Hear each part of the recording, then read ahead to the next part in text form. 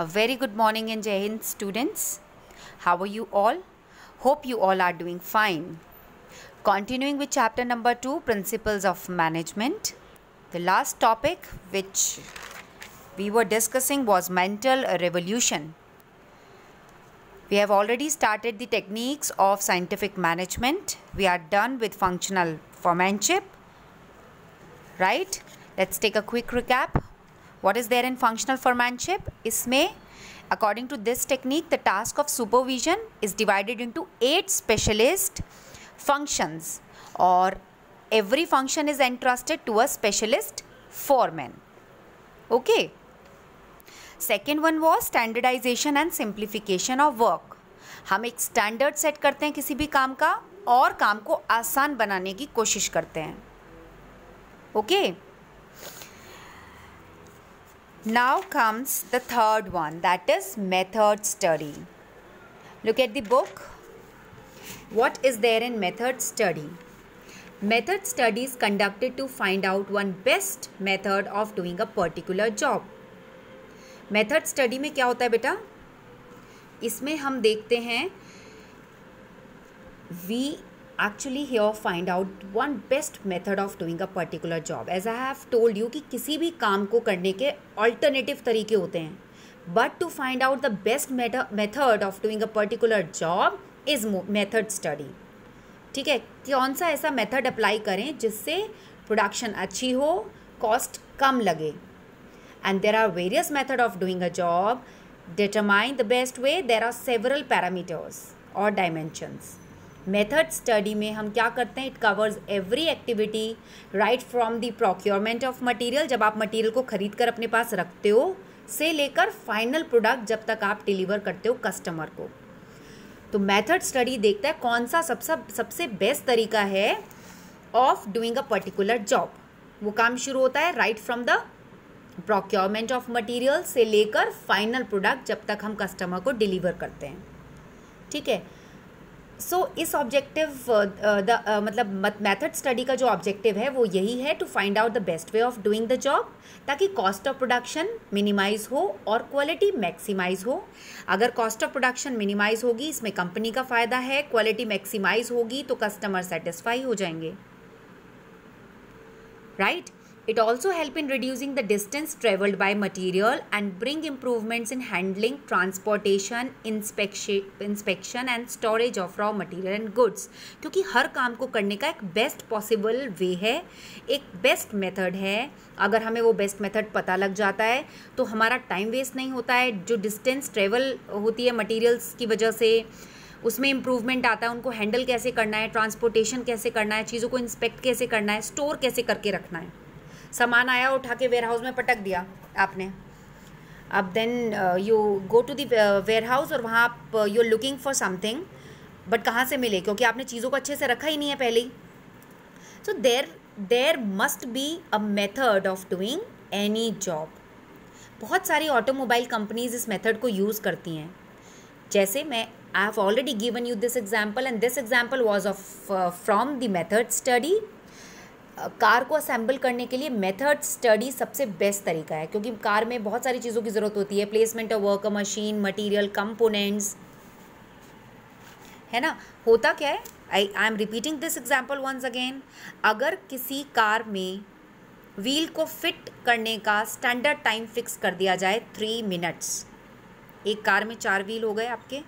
एक कार के एक व्हील को फिक्स करने का, फिट करने का टाइम, स्टैंडर्ड टाइम फिक्स कर दिया 3 मिनट्स. तो जो असेंबली चेन होगी वो अब स्टॉप हो जाएगी just after 3 minutes only, for 3 minutes. फिर वो असेंबल चेन स्टार्ट हो जाएगी. जब भी कार में व्हील को फिक्स करेंगे तो असेंबली चेन जो होती है, जहाँ पर कार असेंबल हो रही है, should be stopped at the shop floor जहाँ पर कार बनती है, फॉर 3 मिनट ओनली, ताकि कार में उस व्हील को फिक्स कर लिया जाए. अभी 3 मिनट सेट है, इन 3 मिनट के लिए ही चेन रुकेगी. So everybody is here aware कि हमें 3 मिनट में कार के व्हील को फिक्स करना है. This is the best method of doing a particular job. Right. Okay. Now comes the another one, the fourth principle, that is motion study. Fourth technique is motion study. What is there in motion?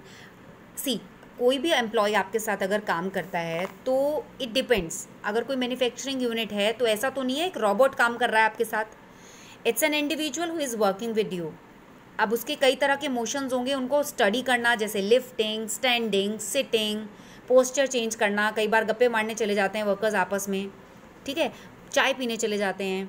तो इन सारी चीज़ों को, छोटी छोटी चीज़ों को देखते हुए which take place while doing a particular job, it is the study of movement of an operator or a machine to eliminate unnecessary motions, जिससे टाइम सेव हो और एफिशिएंसी इंक्रीज हो. क्योंकि कंपनी में ये ऑब्जर्व किया गया कि अगर काम चल रहा है, मैन्युफैक्चरिंग हो रही है, लेबर बैठ गई, 2 मिनट के लिए चेन रोक दिया है, असेंबली चेन रोक दिया है, थोड़ा रेस्ट कर लें, चाय पी आते हैं और let's have a cup of T और व्हाट एल्स, गॉसिपिंग कर लेते हैं अपने फ्रेंड्स के साथ. कुछ ऐसी चीज़ें होती हैं जिनकी वजह से अननेसेसरी टाइम वेस्ट होता है. टाइम वेस्ट होता है, एफिशिएंसी नहीं इंक्रीज़ हो पाती है, सब काम लेट होता चला जाता है. So Taylor used a stop watch and various symbols and colours to identify different motions in doing a job. किस लिए? ताकि अननेसेसरी मोशंस रिमूव हो सकें. जैसे एक पर्सन जो कि ब्रिक लगाता है, तो वो ब्रिक लगा रहा है लेकिन उसको देख रहा है वो 18 ब्रिक अगर एक साथ लेके जा रहा है तो उसके लिए बहुत मुश्किल हो रहा है. अब उन्होंने उसको लेयर को रिड्यूस करके 5 कर दिया है. वो जल्दी काम कर रहा है, प्रोडक्टिविटी के साथ हायर प्रोडक्टिविटी आ रही है और एफिशिएंसी भी बढ़ रही है. 18 ब्रिक एक साथ लगा रहा है तो उसमें प्रॉब्लम आ रही है, वो थक जाएगा, वो वेट करेगा, वो रेस्ट करेगा, वो ब्रेक लेगा, वो बातें करने लगेगा, बहुत सारी चीज़ें हो सकती हैं. बट अगर आप उसको जस्ट 5 कर देते हो उस को हटा के, तो इससे उसके मोशन को कंट्रोल कर सकते हैं. This led to higher productivity and efficiency ultimately. बेटा, मोशन स्टडी का मेन पर्पस क्या होता है? वेस्टफुल मोशंस जो होते हैं वर्कर्स में, उसको एलिमिनेट करना. To eliminate wasteful motions among the workers, right.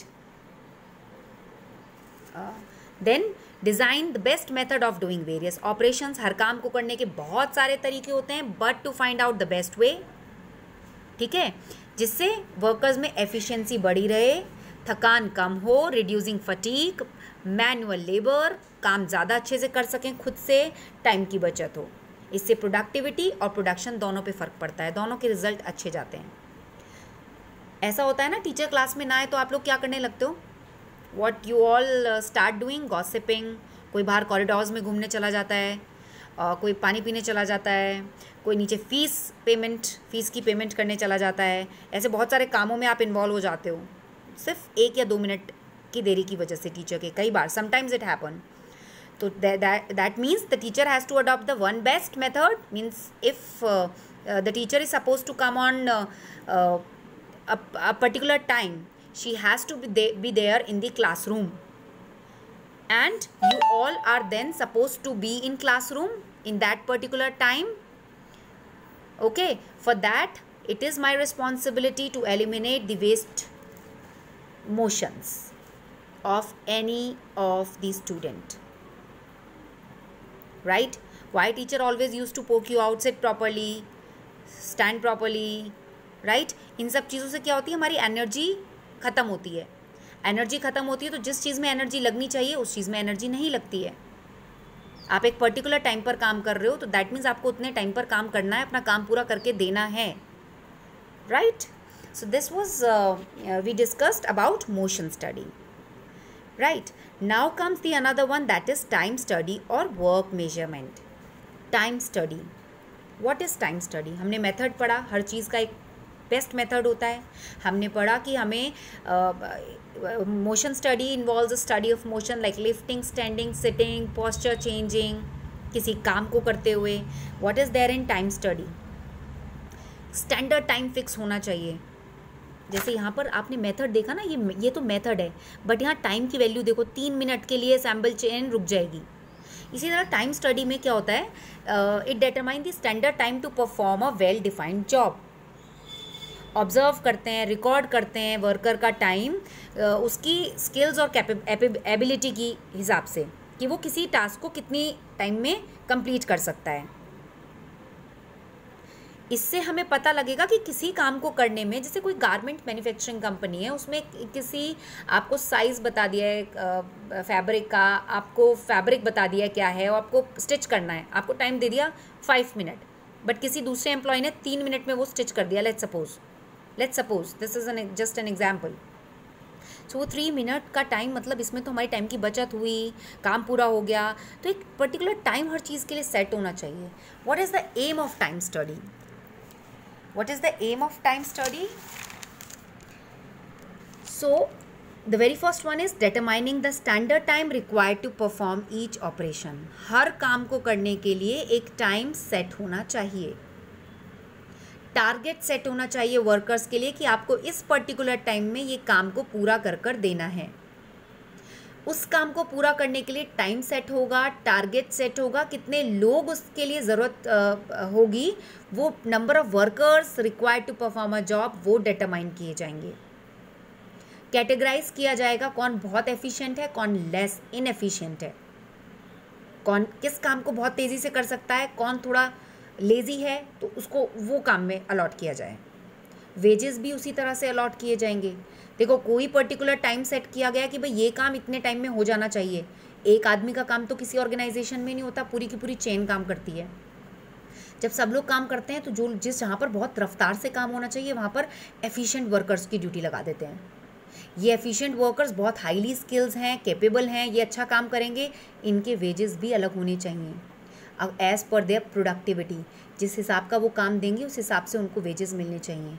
Efficient को एफिशिएंट के हिसाब से इंसेंटिव मिलना चाहिए, इनएफिशिएंट को इनएफिशिएंट के हिसाब से फिक्स होना चाहिए वेज, राइट? क्योंकि कोई भी काम अकेले नहीं होता। प्रॉपर मैन्युफैक्चरिंग कंपनी में एक चेन होती है जिसमें सब लोग मिलकर काम करते हैं। पता है कि यहाँ पर बहुत रश रहता है काम का पर्टिकुलर जगह पर। लेट्स सपोज टीवी में ही आपको फ्रंट कवर फिक्स करना है तो वो बहुत मुश्किल काम है, तो वहाँ पर आप एफिशिएंट वर्कर्स को लगा दोगे। पैकिंग का काम थोड़ा ठीक है, ढीला ढाला सा है, मतलब कर दे कोई, तो वहाँ पर इनएफिशिएंट को कर दोगे कि ना भी हो तो अभी टाइम लगता है चेन में काम पूरा होने में, ठीक है? So the purpose of time study is to scientifically determine the standard time for doing a particular job. इससे वर्कर की एफिशिएंसी का पता चलता है और वो कितना करके दे सकता है, टाइम बचता है वर्कर का, कॉस्ट रिडक्शन होता है, एफिशिएंसी बढ़ती है। देखो, जैसे example is given here. Fourth one was motion study.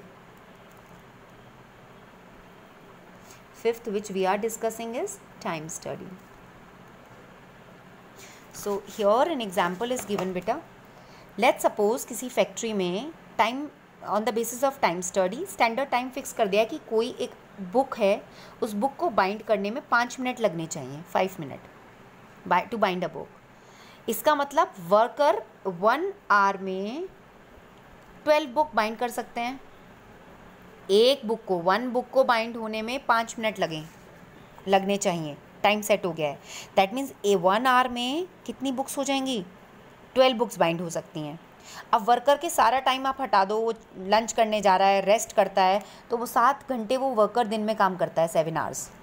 तो 7 आवर्स के हिसाब से 12 × 7, दैट मीन्स 84 बुक्स एक दिन में बाइंड हो जानी चाहिए। बस ये सेट हो गया, ये टाइम स्टडी हो गई set. I am repeating once again, एक बुक को 5 मिनट लगते हैं बाइंड होने में, ये सेट किया गया टाइम। देखा, बिल्कुल एफिशिएंट वर्कर से ये काम कराया, वो 5 मिनट में एक बुक को बाइंड कर देता है। तो 1 घंटे में 12 बुक बाइंड हो जानी चाहिए अकॉर्डिंग टू दिस। 7 आवर्स में 7 आवर्स इसलिए लिए, कोई भी वर्कर को 7 घंटे काम करता है कोई वर्कर, उसमें उसका लंच ब्रेक हटा दिया हमने, रेस्ट करता होगा वो, ठीक है। 7 घंटे काम करते हैं वर्कर्स मिलकर, देखा गया 8 घंटे आते हैं, लेकिन हमने फिर भी 1 घंटा ख़त्म कर दिया चीज़ों में कि वो किसी काम में इन्वॉल्व हों वर्कर्स, कुछ भी हो सकता है, कुछ भी अनसर्टेनिटी। लेकिन एक दिन में ये सेट किया गया कि 12 × 7 मतलब 84 बुक्स एक दिन में बाइंड हो जानी चाहिए per day. All right, okay. So let's differentiate between the time study and motion study. Time study अभी हमने पढ़ा है, मोशन स्टडी भी हमने पढ़ा है। What is the meaning of time study? It is use to measure the time जो कि वर्कमैन लेता है अपनी स्किल्स और एबिलिटी के हिसाब से किसी काम को करने में। मोशन स्टडी में एक टेक्निक है which involve determination of motions required to do a job. Lifting का काम है, स्टैंडिंग का काम है, सिटिंग का है, पोस्टर चेंज होंगे, रॉ मटेरियल आने में टाइम लगेगा, कुछ भी हो सकता है। इसका पर्पस क्या होता है? इसका ऑब्जेक्टिव है टू डिटरमाइन टाइम नॉर्मली, अभी अब मैंने आपको एग्जांपल दिया टाइम का बुक बाइंडिंग का। Fix a fair days work for the workman. Fair day work, अगर वर्कर एफिशिएंट है, इनएफिशिएंट है, उस according the employer adopt reasonable hours for work. आप 7 आवर्स तक काम करोगे, जबकि 8 आवर्स की ड्यूटी होती है, कहीं 9 आवर्स की होती है, 9 की है तो 8 आवर करेंगे। उसमें उन्होंने उसके जो टाइम है लंच ब्रेक का या रेस्ट ब्रेक का, वो टाइम रिड्यूस कर लिया। उसके हिसाब से उनका day fair day work fix किया गया। मोशन स्टडी का ऑब्जेक्टिव क्या होता है?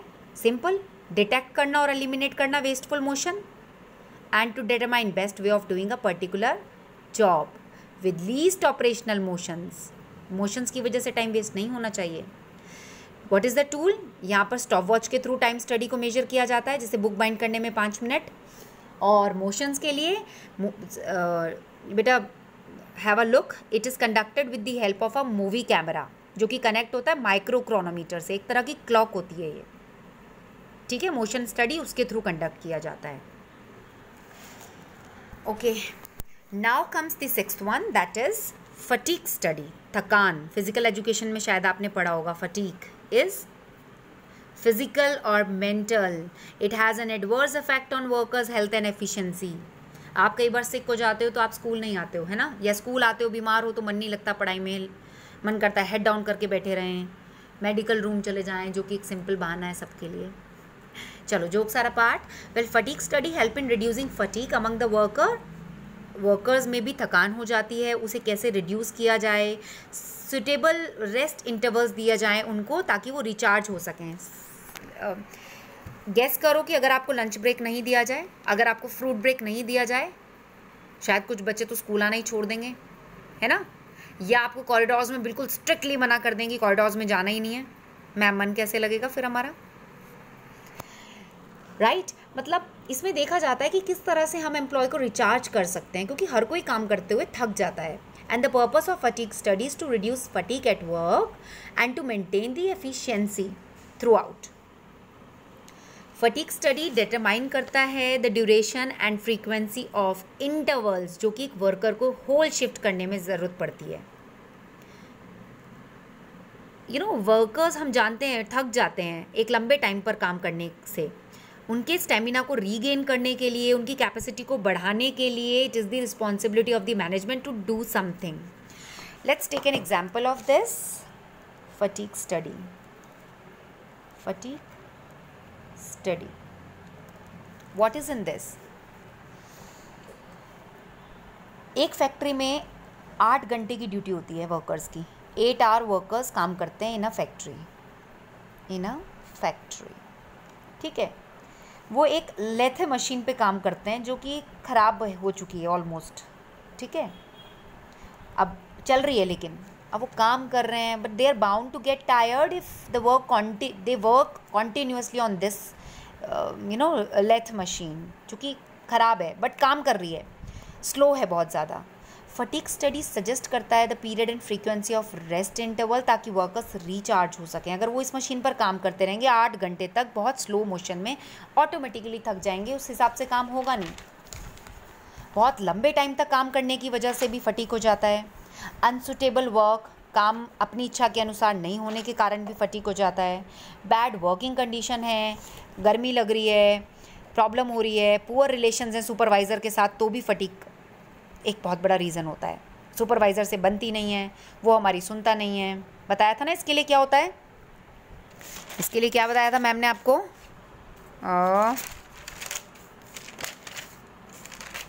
अच्छा, is it not here? Mental revolution. दोनों में इन चीज़ों का होना, एक दूसरे को समझना बहुत इम्पॉर्टेंट है, right? Okay, now comes the last point, that is differential piece wage system.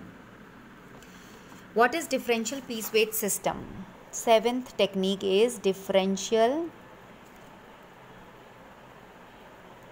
piece wage system. अब देखो बेटा इसमें क्या होता है, have a look on book. It is a technique which differentiate between efficient और लेस एफिशिएंट वर्कर. देखो काम होता है कंपनी में, बट सबको पता होता है हर किसी का स्टेमिना एक जैसा नहीं होता. कुछ बहुत एफिशिएंट होते हैं, कुछ लेस एफिशिएंट वर्कर्स होते हैं. कुछ बहुत हाईली स्किल्स होती हैं, किसी के पास हाईली कैपेबल होते हैं, उनके माइंड चलता रहता है हमेशा, कुछ अच्छे न्यू आइडियाज़ के साथ वो आते हैं. कुछ लेस एफिशिएंट होता है, ठीक है बस काम करना है, हमें क्या मतलब, हमें पैसों से मतलब है, काइंड ऑफ ऐसे होता है ना. हर जगह पर डिफरेंट लोगों के साथ हम काम करते हैं. सो इस सिस्टम में टू पीस रेट्स डिफाइन किए जाते हैं. एक जो प्रोड्यूस करते हैं स्टैंडर्ड आउटपुट जो चाहिए होता है कंपनी का, एक जो लेस स्टैंडर्ड आउटपुट प्रोड्यूस करते हैं. वेजेस दोनों को अलग दिए जाते हैं इसमें. जो स्टैंडर्ड आउटपुट कंपनी को देते हैं, जो कंपनी को चाहिए, एक्सपेक्ट करती है कंपनी, वो होते हैं हमारे एफिशिएंट वर्कर्स. और जो स्टैंडर्ड आउटपुट नहीं दे पाते हैं, ठीक है, दोज आर इनएफिशिएंट वर्कर्स. हमें सबकी ज़रूरत होती है.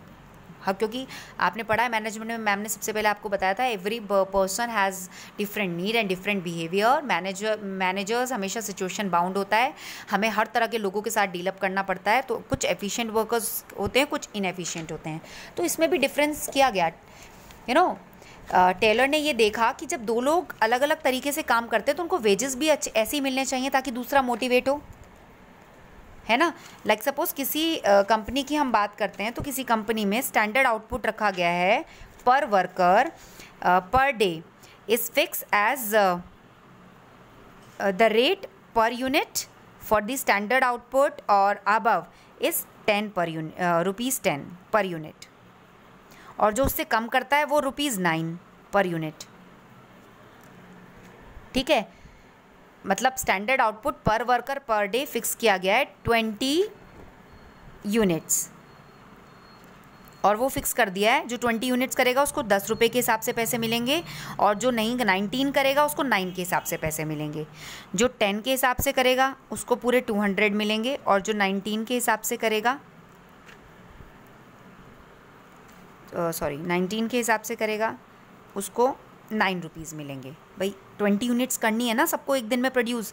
अब 20 किसी ने कर दी, उसको पूरे 10 के हिसाब से पैसे मिलेंगे. किसी ने 20 से कम किए, ये इनएफिशिएंट वर्कर हो गए 19, तो उसको 9 के हिसाब से मिलेगा. इनको 200 मिला, इनको 171 मिला. तो ये जो डिफरेंस है, ये डिफरेंस दिखाता है हमारे एफिशिएंट वर्कर और इनएफिशिएंट वर्कर.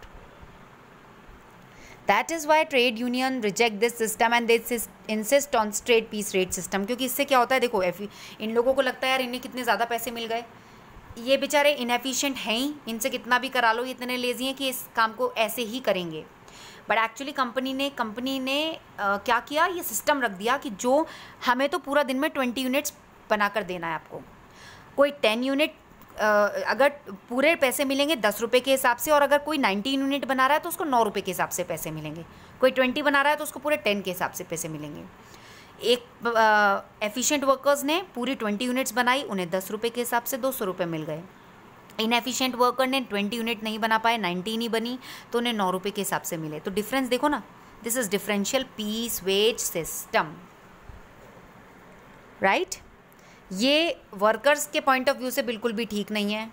कंपनी सोचती है इससे ये मोटिवेट होंगे, वर्कर्स को लगता है काम तो हम सब बराबर ही कर रहे हैं, एक अकेला थोड़ा ना करता है किसी भी कंपनी में काम, पूरी की पूरी चेन चलती है, राइट. बट जो भी है, टेलर ने ये डिफाइन किया. ये बेटा हमने आज सारे techniques as per Taylor finish कर दिया है. That is functional foremanship, standardisation and simplification of work, motion study, method study, time study, fatigue study and differential piece wage system. Henry Fayol के डन हो गए, टेलर के done हो गए. अब नेक्स्ट में हम इनका डिफरेंस पढ़ेंगे. By the time if you are facing any kind of problem related to book, related to any of the topic, you can call me directly. Okay, feel free to call me, ask your queries. Right? So, thank you so much and prepare your notes up to here. If you are not even having book, do call me. I'll give you a solution. Have a good learning. Thank you.